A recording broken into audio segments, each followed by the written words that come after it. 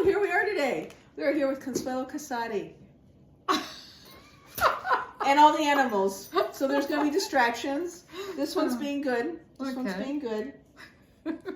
That's fine. Gotta love the animals. All right, Consuelo has written this wonderful new book that she has, Shaped by Past Lives. We're going to talk about this. There's some wonderful information, very fascinating, interesting on here. So we're going to start. Consuelo, tell us a little bit about you. Okay, thank you for this interview today. So I really want to talk more about my book, but first of all, let me explain. I moved from Italy. You can tell from my accent that I'm not very American. And a few years ago, 2022 already, oh my gosh, since yesterday, kinda. So my ex-husband was kind of a link, the connection, and I moved here. And I know it was part of the spirits to be here. And it was not easy because I studied French all my life. So when I moved here, I need to leave my human resource field and become more into the new age field and meditation and everything. So it changed completely not my direction, because I already was as an empathic person, empath also. I was pretty good on feeling. I started when I was 15 years old to remember our lifetime. I talk in my book about this. And so I'm here because my spirit guides say, we prepare you all your life to go to United States. So that's what I gotta do. You've told me that so many times. That Yes. I gotta be here. I'm like, hey, but there's a reason. And you know what I like? I always say, you cannot be half pregnant. What I'm saying, you cannot be half pregnant. It means to me that when you choose to follow spirits or your intuition, you cannot just choose when it's nice, when Or it's convenient, easy. right? Yes. You have to go all the way. So if you are pregnant, you are pregnant. You cannot be half. Right. It's not the Gotta same. So you're gonna do it. Right. And so it's why I ended up to be in the United States. Also, if at the beginning I was not very thrilled. But that you follow spirit, Yeah. and that's what's important. Yeah. All right. So what made you decide to write this book? Shaped by Past Life is the book that I decided to write because at the beginner, okay, let me say, at the beginner, I writing like, oh, I'm gonna tell people how to be, what to do. I know, I feel like, oh, my ego was big. So when I started, yes, because I know, I went through this, I experienced this. I thought, oh my gosh, I'm gonna tell everybody.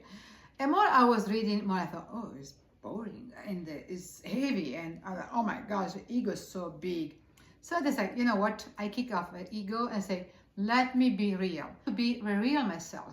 I'm okay to be really vulnerable, and truly, I noticed that more I was doing this way, it was like talking to a friend and explained to my friend what I went through. And I put some irony because otherwise it's boring. And fun. Right. It's like a conversation. Yes. You were having a conversation on the couch. Yeah, Here, exactly. talking, So this saying was your my idea. experiences. Yes. And I want to share because I felt that if I share something from my heart, for real, because it was real, everything that I write is real, and people are gonna maybe resonate with them, and maybe we're gonna see the reflection of their own life in my book and better understand their own life. So this is the reason. And that's from firsthand experience. It makes more sense. We captured the essence better when you've gone through it, not telling someone like a textbook, well, this is what you should do, and they've never been through it. Thank you. Yes. Exactly what I don't want to do. Yeah. In fact, I always say in my book, this is my experience. I don't say this is exactly what. No, it's what I learned, what I understood, what I experienced. So please take it all in this way. Right, what you went through. So you dedicated a whole chapter to your father. What and how did that experience? It was not easy at the beginning because my father, I lost my father when I was 2 years old, and he was only 32. He was a young entrepreneur, and it's kind of bittersweet moment. And I have a deep love for my father because he was I was young, and so it was easy to fall in love in a way, Right, you were daddy's little girl. Yeah, exactly. And you were the first child, so exactly. he was very happy. You So- said he's very musical. Oh my gosh, he was had so a lot of fun. talented. Yes. He was played Jerry Lewis. My mom said he was played Jerry Lewis Always and dressed funny. as a cowboy, played the banjo with blue. Seriously, this was my father, and he was Italian. So imagine, it was very interesting. But also, what helped me when I started in my book, I write about when I started to remember under hypnosis. I did the sort of self-hypnosis. And I remember that it was a contract that we made. So it's supposed to die young. It's supposed to be in this way. And so it's what you two agreed on. Yeah. In your higher selves. Before you came here in this body, we made contracts. We agree, this is what we're going to do. This is how we're going to play. And we don't remember them. We come back here during the day, unless we go into hypnosis or we work on it. And it was so good because it helped me to accept better, and also mostly to understand, because I never had some kind of anger towards my father. But I always felt like it was correctly right. What's happened was exactly what is supposed to happen. But I could not figure it out. It was me trying to be cold and distant. Right, I don't feel the sadness. Mm-hmm. But finally I realized no, because I have a memory in certain part of my mind. That it was, this is supposed to be this way. This is what you Mm-hmm. agreed to. Yes. And soul contracts, we should talk about some other time, are because I have stories. They can be challenging, and they're not cold-hearted. They're just the way that they are. Mm-hmm. It's a contract. Yeah, I agree with you. You know, so you talk about other things. You talk about in your book about family, yes, about blood family, mm-hmm. and you talk about galactic family. Can you tell us the difference? Yes, and this again is my experience, of course. I realize that I always say that family is more like a karma, and friends are more like a supportive people. Through my family, I dedicated one chapter for my father, my mom, and my brother. So each of them, they have a chapter. But also, and it was not easy to write about them because you need to put yourself out and try to figure out what's really going on. But step back from the experience, not be in it, which is really hard when you're emotionally in it. You need to step outside and look at it from above, going, oh, without all the emotional attachments. But my galactic family, I realized are the people that I met in a different way.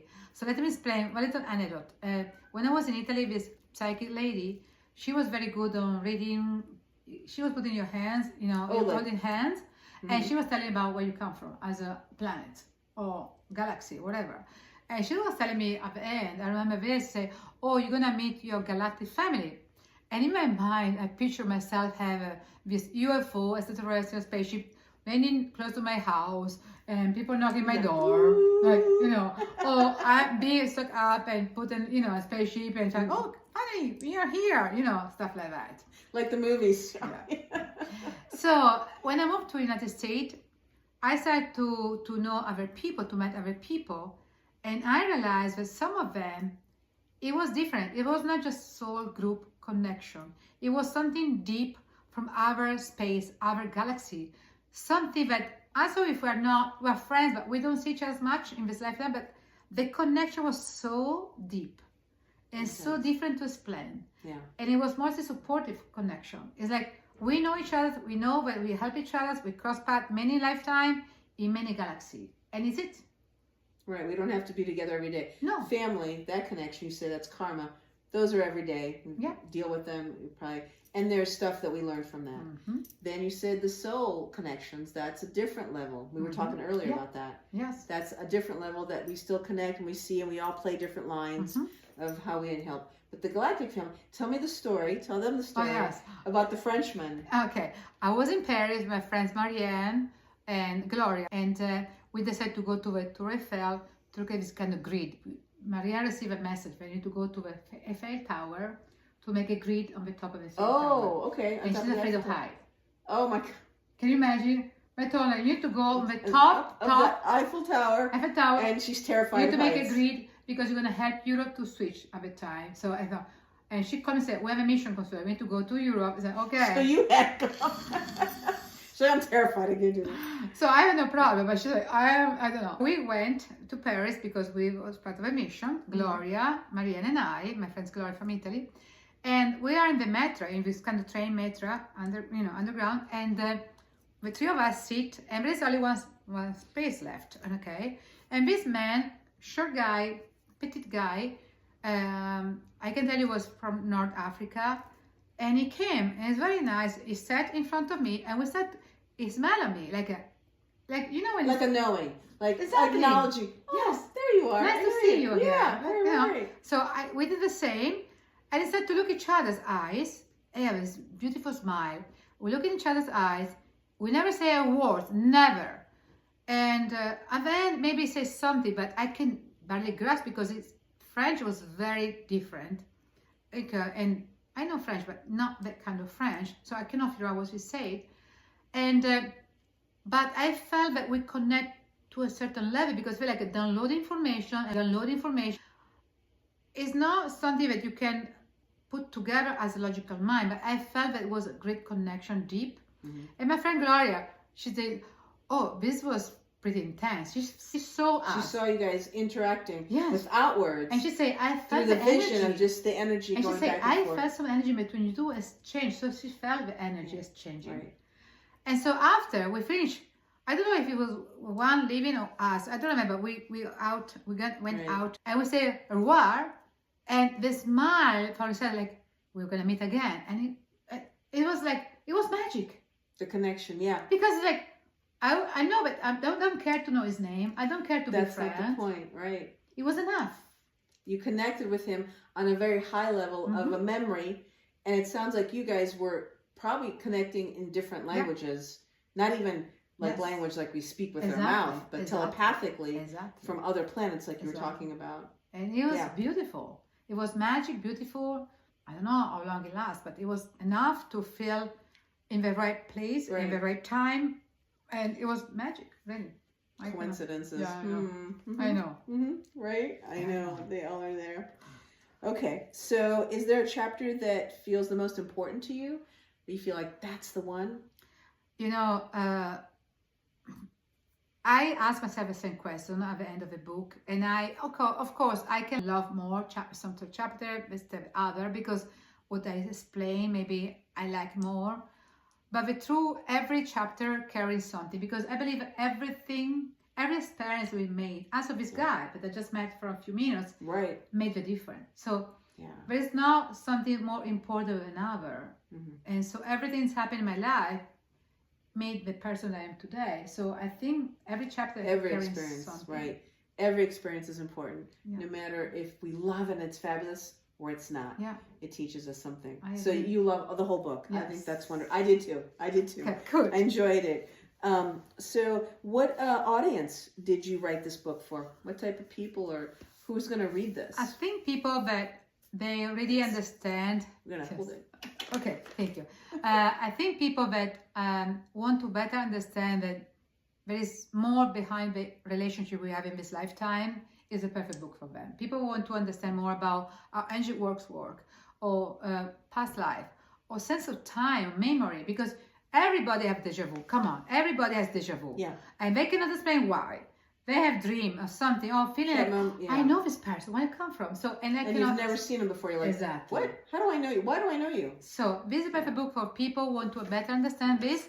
For millennium people, they start the awakening in 2000 after COVID, after 2019, 20, because they maybe want to have more information. They feel something, but they don't know how to explain it. So this book gonna give you some insight. I'm not a guru, please, but I'm sure that through some humor and you're gonna find yourself thinking, oh, this has happened to me too. Oh, now this explains why I have this reaction. So I think a lot of people, they're gonna find similarity and understand better their own life.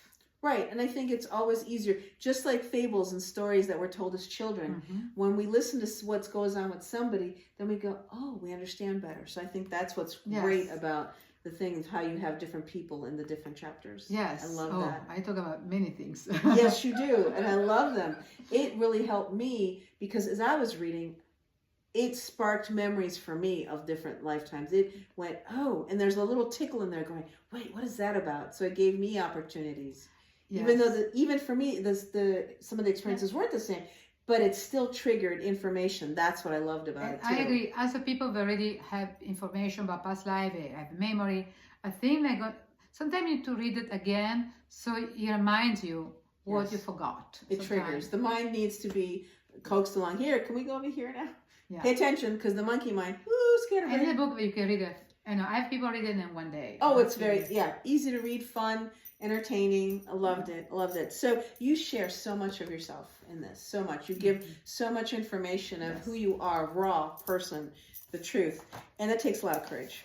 So with these very challenging times that we're in, You know, can you share how personally you build up that courage and how you can help others or instruct or give opportunities? How can we build our courage up to be more truthful and honest and helpful to ourselves to do these things?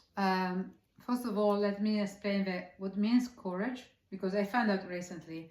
Courage means from Latin cor, so it means originally mean to speak one's mind by telling one's heart. One's heart. Telling her, that is hard. I know this society does not encourage that. I know. What is amazing when I start to think about courage is about go in a war, you know, and kill people. You need to have the courage to defend, to go, you know. And very aggressive, assertive. Yes, and it's not. But that's not what it means. The word means speak up your heart. Don't be afraid to open your heart and speak up the truth of your heart. To speak. But that is hard. That takes way more courage to speak your truth of what you're feeling. Exactly. To say to someone, maybe yes. I can go kill something. That's way easier. It's easier. I'm not kidding. He said to be bad. No, it takes more courage to speak our heart, to speak. And this helps us see how to do that when we understand that we've done so much more than just this one linear moment. Yeah, I know. And so my suggestion, my wish for people is really to be at your best and do what you feel right for yourself. Be the true yourself, you know. And it's not an easy time. We know this. It's not. But I love this, Consuelo. Find the balance. Yeah. Find the balance. Find the balance. Read the book. It'll help you understand more about yourself and the things in your life, and find balance and real courage from the heart. Courage from the heart. I love that. Thank you so much for sharing. Thank you, darling. You're so welcome, darling.